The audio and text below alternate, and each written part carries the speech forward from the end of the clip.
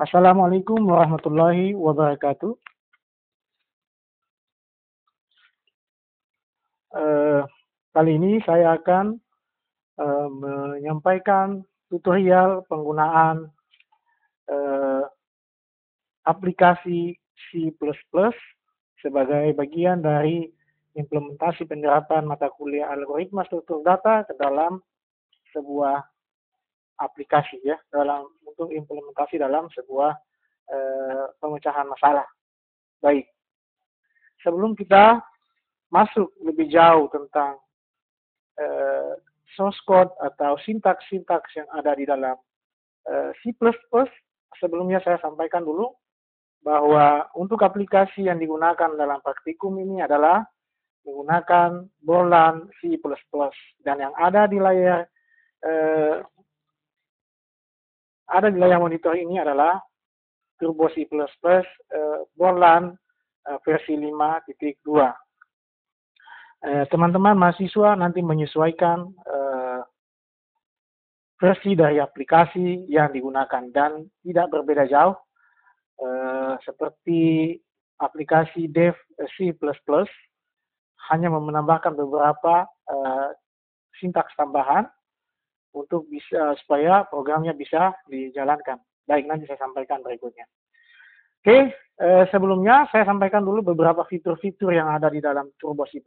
Ada file, ya, yang isinya adalah untuk membuat file baru, ya, kemudian untuk membuka file yang sudah dikerjakan, kemudian ada perintah untuk menyimpan, kemudian mencetak, dan keluar dari sistem. Kemudian ada edit untuk mengulang kembali mengulang kembali pengetikan kode. Kemudian ada search, ada view, ada project, ada debug. Ya, debug ini di dalamnya adalah perintah untuk menjalankan program, yaitu run. Setelah program selesai dikerjakan atau diketik, ya, maka untuk menjalankan program kita menggunakan perintah run atau Ctrl F9. Perintah untuk menjalankan hasil source code yang sudah diketik menjadi sebuah program juga bisa menggunakan dengan simbol yang ada di menu bar, yakni semacam simbol petir, ya. Teman-teman juga bisa menjalankan program dengan menekan tombol Ctrl F9 pada keyboard. Oke, baik. Untuk supaya tidak berlama-lama, sekarang kita masuk pada tahap awal belajar tutorial dasar dari C++. Baik, untuk membuat file baru, maka teman-teman silahkan mengklik menu file pada menu bar, kemudian pilih new. Baik, ini tampilan awal dari halaman kerja atau framework dari C++, dan teman-teman nanti bisa mengetik di dalamnya. Baik. Kemudian disampaikan bahwa bahasa C++ atau aplikasi C++ itu sangat sensitif terhadap perbedaan huruf besar dan huruf kecil. Ya. Huruf besar dan huruf kecil di dalam C++ adalah dua hal yang berbeda, meskipun teks atau huruf atau rangkaian kalimat yang diketik adalah sama. Namun jika yang digunakan adalah huruf kecil, maka dianggap berbeda dan jika digunakan huruf kecil atau huruf besar, maka dianggap berbeda oleh aplikasi atau operating system. Baik. Untuk latihan perdana, kita akan latihan untuk mengetik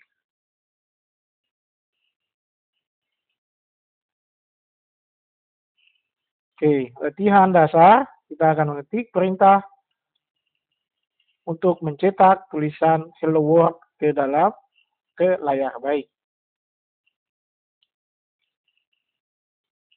Langkah yang pertama adalah mengetik perintah include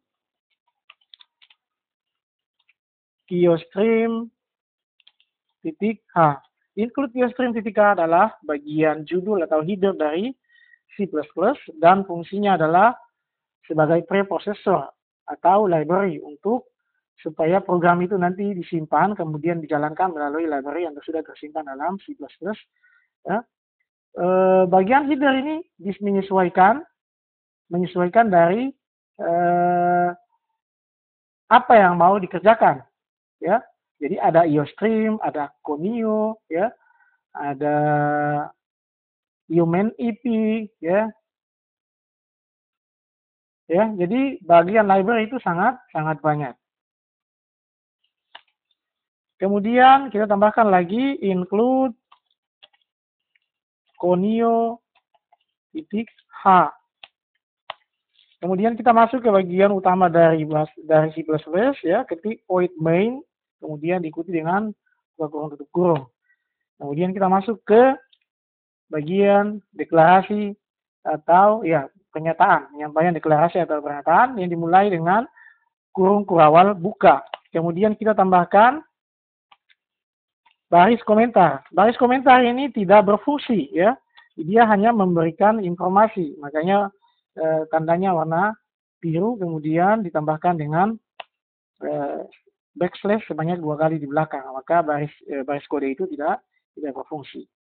Kemudian kita mau mencetak tulisan hello world ke layar dengan menggunakan perintah cout. Cout hello world. Ya, kemudian kita tutup dengan perintah kurung lebih kecil, lebih besar. Kemudian kita menambahkan perintah endl. Endl ini berarti membuat baris baru pada saat program dijalankan dan mencetak tulisan hello world ke layar, maka kursor berpindah ke baris baru.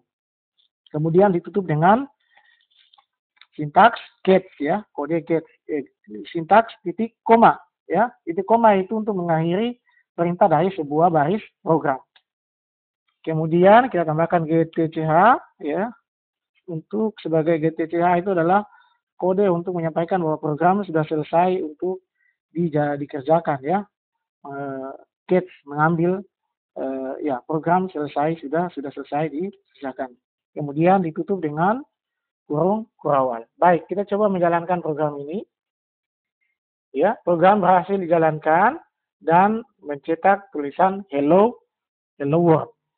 Nah, kita coba jika terjadi error. Jika terjadi error, kita coba, ini ada perintah latihan, ya. Latihan 1 C++. Ya. Ini harusnya komentar yang diberikan tanda backslash, tapi coba kita hapus dan apa yang terjadi? Ternyata terjadi error. Nah, terjadi error. Di sini simbol latihan function main undefined tidak bisa didefinisikan. Jadi komputer tidak mengenal apa itu baris tulisan ini. Maka supaya menghilangkan errornya kita tambahkan backslash 2 kali untuk baris program ini dinonaktifkan. Kita coba lagi, berhasil, ya, tulisannya ditampilkan. Baik, itu latihan dasar dari C++. Oke, teman-teman bisa mengeksplor sendiri melalui mencari di internet atau mencari dari referensi buku-buku dan sebagainya. Baik, selanjutnya kita belajar untuk masih latihan dasar dari C++. Ya, ini untuk latihan ini adalah kita mau mencari luas dan keliling dari lingkaran, ya, luas dan keliling dari lingkaran. Ini adalah baris kode yang sudah ada, ya.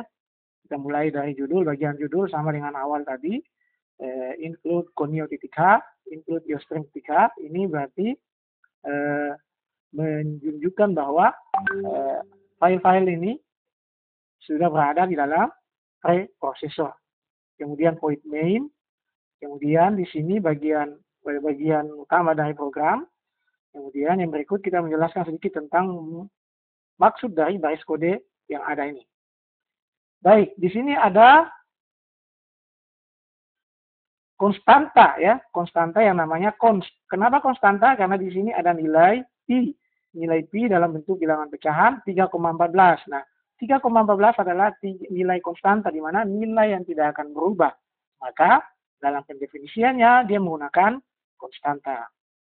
Yang berikut menggunakan identifiernya menggunakan variabel. Ya, di sini kita lihat menggunakan variabel karena nilai yang digunakan adalah nilai yang berubah-ubah, tidak tepat. Ya, makanya di sini tipe datanya float untuk bilangan pecahan, kemudian ini variabelnya. Ada variabel jari-jari, ada variabel keliling, dan variabel luas. Ya. Kemudian ada juga variabel jari-jari dengan nilainya 7,2, di mana variabel ini adalah variabel yang nilai awalnya sudah ditentukan. Baik. Kita lanjut lagi, ini adalah baris kode tentang yang menjelaskan tentang rumus untuk mencari luas dari lingkaran. Ya, ada pi kali jari-jari kali jari-jari. Kemudian diakhiri dengan titik koma sebagai penutup dari baris program. Kemudian untuk mencari luas keliling dari sebuah lingkaran, maka rumusnya adalah keliling sama dengan 2 kali pi kali jari-jari. Kemudian ditutup dengan titik koma. Selanjutnya kita akan mencetak hasil rumus dari mencari luas dan rumus untuk mencari keliling, ya, di sini.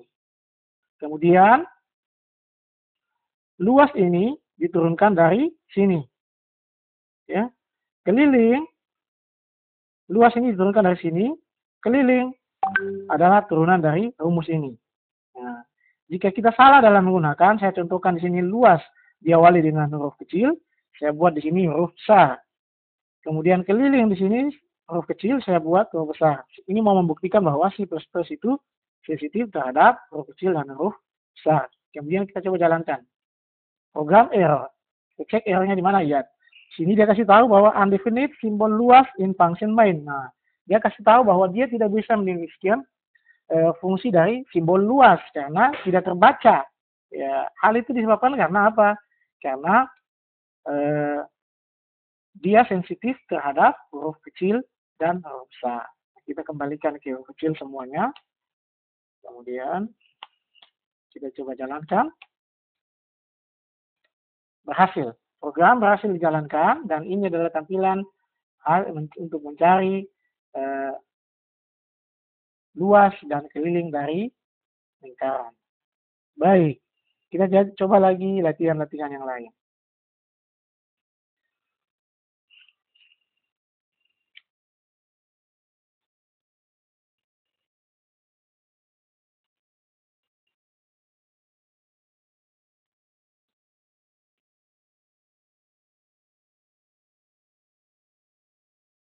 Baik, ini ada contoh kasus.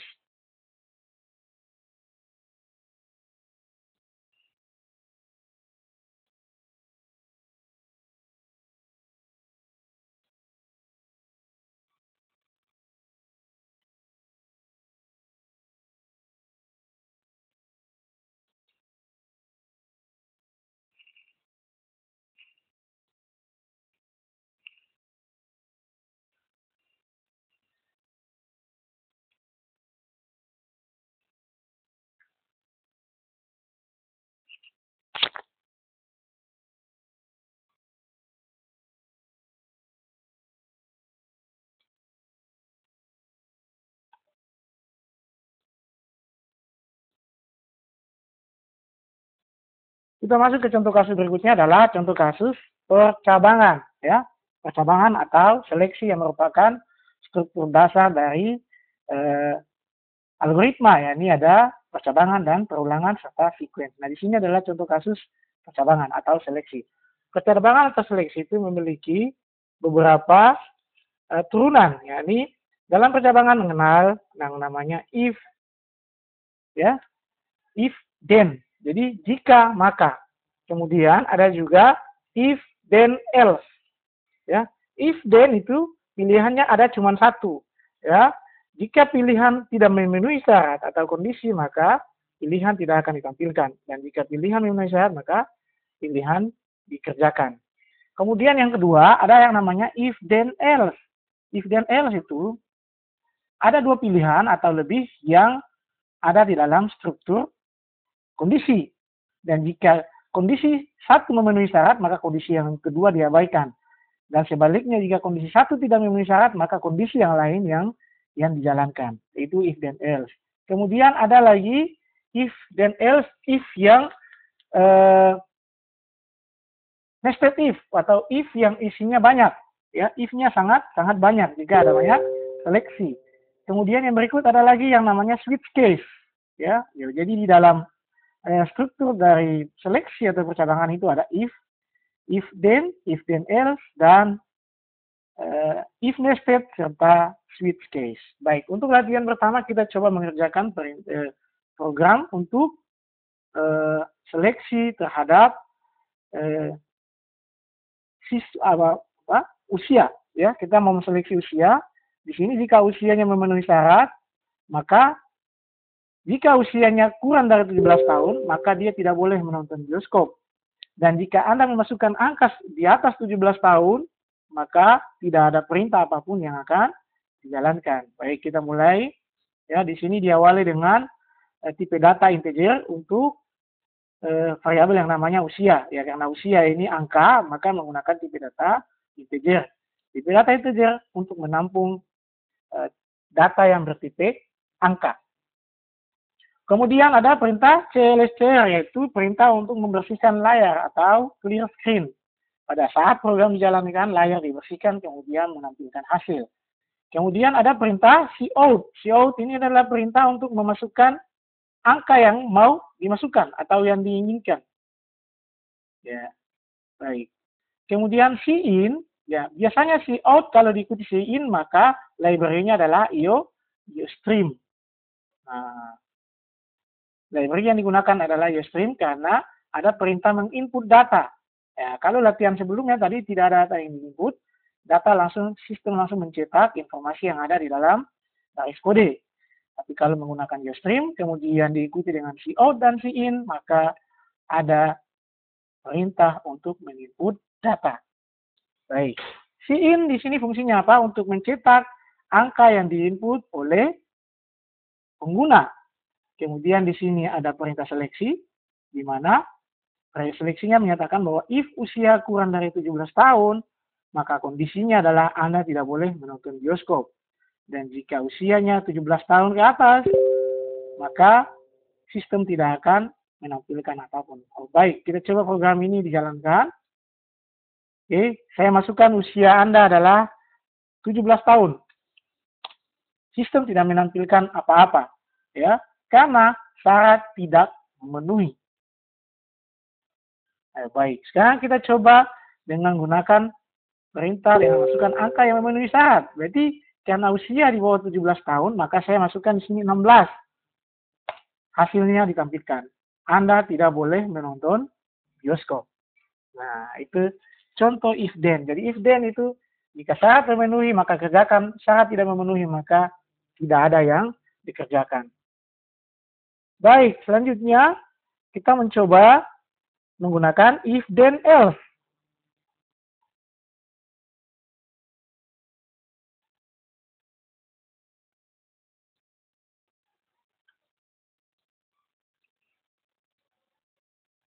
Baik, di sini kita tambahkan perintah if else, ya. Pada latihan yang pertama tadi cuma sampai di sini, if usia kurang dari 17, Anda tidak boleh menonton bioskop. Kemudian kita tambahkan lagi di sini perintah else. Else itu selain dari itu. Jadi tidak terpaku pada usia di bawah 17 tahun. Kalau sudah ada perintah else, berarti teman-teman bisa memasukkan angka di atas 17 tahun. Ya, ini struktur seleksi yang mengandung yang isinya adalah if then else. Jika maka selain dari itu. Oke, baik. Kita coba jalankan perintahnya. Baik, kita masukkan usia 17 tahun, maka Anda boleh ke bioskop belikan 1 tiket buat asdos. Nah, itu pilihan yang lain. Saya masukkan 16 tahun, Anda tidak boleh ke bioskop, kerjakan PR Anda. Nah, itu penjelasan tentang latihan untuk struktur seleksi if then else. Baik, selanjutnya kita masuk ke seleksi yang berikutnya adalah dengan menggunakan perintah switch case. Nah, switch case di sini ada konstanta yang bernilai tetap yang sudah disediakan oleh programmer. Contoh di sini adalah konstanta yang bernilai tetap di sini adalah A. Ya, jika memilih A, maka yang tampil adalah alat olahraga. Jika memilih B, yang ditampilkan adalah alat elektronik, dan seterusnya. Di sini teman-teman lihat ada A besar, A kecil. Ini sengaja dibuat oleh programmer supaya pada saat teman-teman menginput huruf A, huruf kecil, nilai bisa ditampilkan, huruf A, huruf kapital atau huruf besar, nilai juga bisa ditampilkan. Itu maksud dari penggunaan dua jenis huruf, ya, huruf besar dan huruf kecil, agar supaya program bisa diakses walaupun menggunakan jenis huruf yang berbeda. Baik, kita coba jalankan program ini. Program yang namanya switch case. Jadi, switch case konsepnya begini. Jika A yang dipilih, maka program langsung berhenti. Ditandai dengan ada perintah yang namanya break. Break itu berarti jika pilihan A berarti selesai. Nah, akan tetapi jika pilihan A, B, C tidak ada semua, kemudian dia memasukkan pilihan D, maka baris program ini yang akan bekerja. Ya, default, perintah default yang menyatakan bahwa baris kode yang Anda masukkan tidak ada di dalam konstanta yang sudah disediakan, ya. Jadi kode yang Anda masukkan tidak ada dalam nilai konstanta yang sudah disediakan. Baik, kita coba jalankan. Di sini syscode itu mengambil dari sini. Char code. Kenapa char? Karena tipe datanya karakter itu untuk menampung huruf, ya. Tipe data karakter fungsinya untuk menyimpan huruf. Nah, di sini huruf digunakan dengan kode. Baik, kita coba jalankan program ini. Ya, masuk. Kemudian saya coba pilih A kecil. A kecil di sini menampilkan alat olahraga. Perintah selesai. Ya, itu namanya switch case, ya. Break, perintah langsung berhenti jika pilihan sudah memenuhi syarat. Kemudian saya coba menggunakan A huruf besar. Bisa juga menampilkan. Jadi, di situ ada fungsi dia menampilkan dua huruf. Ini huruf A kecil dan A besar supaya teman-teman bisa mengakses menggunakan huruf kecil dan huruf besar. Hal ini karena saya sudah sebutkan di awal bahwa C++ itu sensitif terhadap huruf besar dan huruf kecil. Baik, saya coba memasukkan pilihan yang tidak ada dalam baris kode. Di sini ada cuman A, B, dan C. Saya coba masukkan B. Anda salah memasukkan kode. Ya. Perintah di atas diabaikan, A, B, dan C diabaikan, dan perintah default yang diambil kemudian menampilkan perintah menampilkan pesan Anda salah memasukkan kode. Baik, itu tadi latihan dasar dari seleksi atau percabangan yang isinya ada if then else, if nested, dan switch case. Baik, selanjutnya kita masuk ke latihan untuk perulangan. Setelah kita coba percabangan, sekarang kita coba ke perulangan. Baik. Perulangan digunakan untuk mengerjakan satu perintah secara berulang-ulang sesuai dengan yang diinginkan. Struktur pengulangan atas terdiri atas dua bagian. Kondisi pengulangan yaitu ekspresi boolean yang harus dipenuhi untuk melaksanakan pengulangan. Isi atau badan pengulangan yaitu satu atau lebih pernyataan yang akan diulang. Perintah atau notasi dalam struktur perulangan adalah pertama for, while, do while, continue, dan break, serta go to. Ya, yang paling sering digunakan adalah for, while, dan do while. Oke. Kita coba mengeksplor pelan-pelan apa itu perulangan.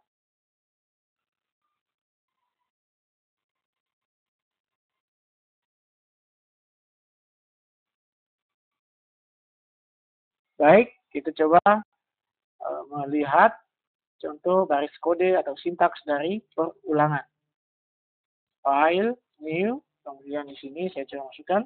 Nah, di sini ini adalah contoh penggalan perulangan yang menggunakan perintah yang namanya for. Lihat for. Ya.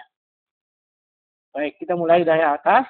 Variabel di sini variabel yang bernama variabel A dengan tipe data integer. Berarti kita mau menampung nilai A yang isinya adalah angka. Baik. Kemudian for A sama dengan 0. Ini dia menyebutkan bahwa nilai A untuk sementara adalah 0. Kemudian dia memberikan batas nilai dari A atau indeks. Di sini dia kasih tahu bahwa A itu kurang atau sama dengan 10. Berarti maksudnya dia akan mengurutkan angka mulai dari 0 sampai dengan kurang dari 10. Kemudian A++ ini adalah mencacah angka, ya. atau ascending ya. A++ itu adalah untuk mencacah angka mulai dari 0 sampai dengan batas nilai yang sudah ditentukan di sini, yakni A kurang dari 10. Setelah itu kita mencetak nilai A. Baik, kita lihat hasil layarnya seperti apa. Lihat, ya, sesuai dengan rumus, A sama dengan 0, ini 0, ya. Kemudian A kurang dari 10, ya, jadi di sini, karena kurang sama dengan, maka angka 10 juga ditampilkan. Jika kurang saja, maka angka 10 tidak akan ditampilkan. Kemudian A++. A++ maksudnya di sini adalah 0 tambah 1 sama dengan 1. 1 tambah 1 sama dengan 2, 2 tambah 1 3 sampai selesai, 9 tambah 1 dengan 10. Kenapa berhenti di 10? Karena di sini syaratnya adalah A lebih kecil sama dengan 10. Maka program berhenti di angka 10. Baik, itu contoh perulangan dengan menggunakan perintah for.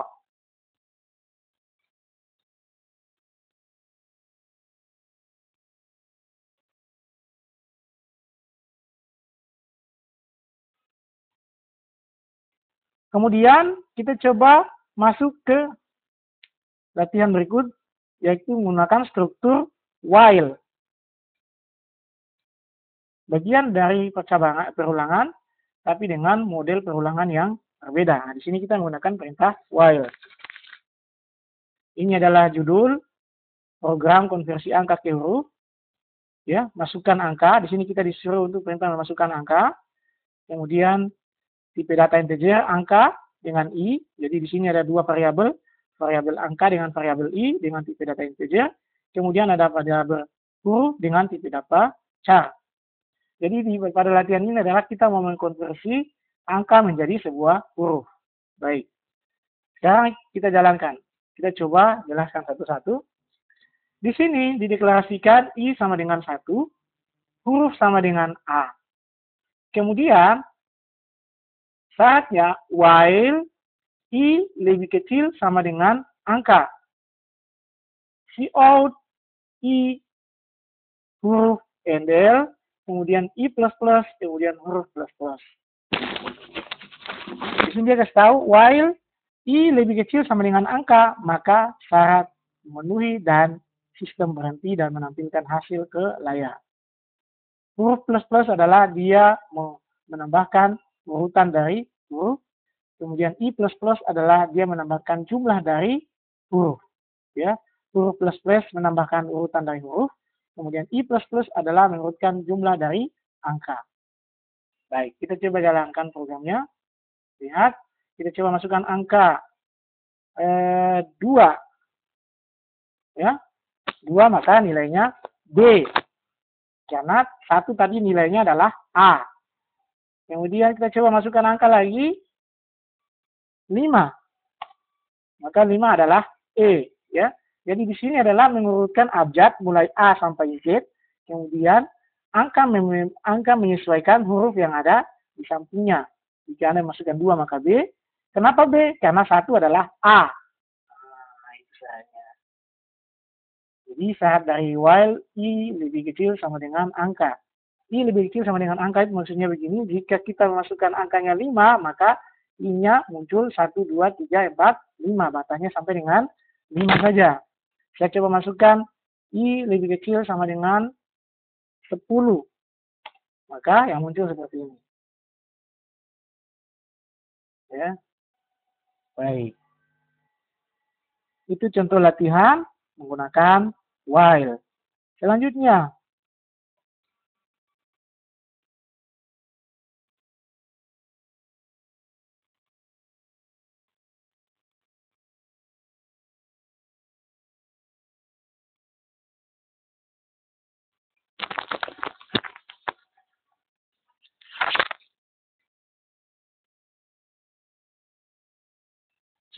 kita masuk ke latihan array. Array adalah kumpulan data yang bertipe data sama atau homogen.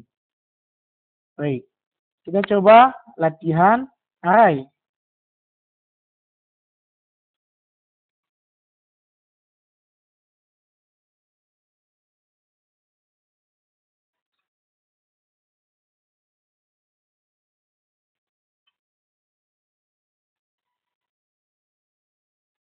Baik, di sini array dengan variabelnya bernama ujian. Ini areal tipe areal dimensi 1 ya, karena kelihatan dari nilai yang tampilkan hanya cuma 1, 5 ya. Jadi tipe data integer, variabel namanya ujian, kemudian nilai array-nya adalah 5. Kemudian di sini dia menggunakan perulangan for ya. int k sama dengan 0, k lebih kecil dari 5, k plus plus. Jadi maksudnya begini. Variabel k-nya itu masih bernilai sama dengan 0. Kemudian k lebih kecil dari 5, berarti urutan angkanya itu adalah lebih kecil dari 5. Kemudian k plus plus itu berarti dia menghitung k mulai dari 0 sampai lebih kecil dari 5. Oke, sekarang kita coba masukkan data nilai ujian. Kemudian SIM-nya adalah ujian, dia ambil dari sini. Kemudian tampil data array, for int j sama dengan 0, j lebih kecil dari 5, j plus plus. Nah, jadi ini untuk menginput data array. Input data array menggunakan k sama dengan 0, k lebih kecil 5, k plus plus. Jika untuk menampilkan data array, maka menggunakan perintah j sama dengan 0, j ada lebih kecil dari 5, dan j plus plus.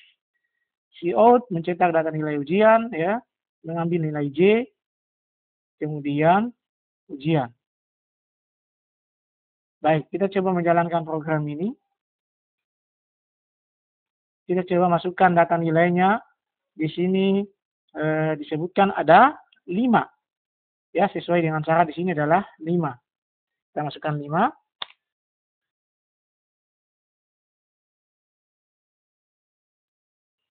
Coba di sini 10, 15, 16, 19, 77.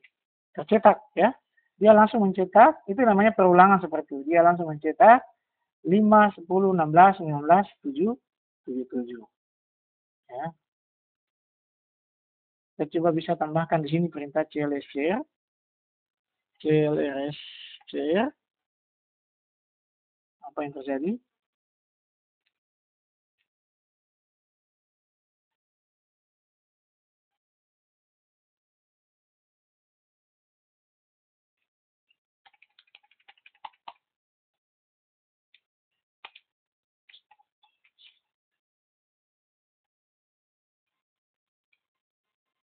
Baik, coba 70, 80, 90. Ya, jadi tidak berpengaruh ya. Baik, itu tadi contoh perulangan for yang diterapkan di dalam array ya. Perulangan for yang diterapkan ke dalam array.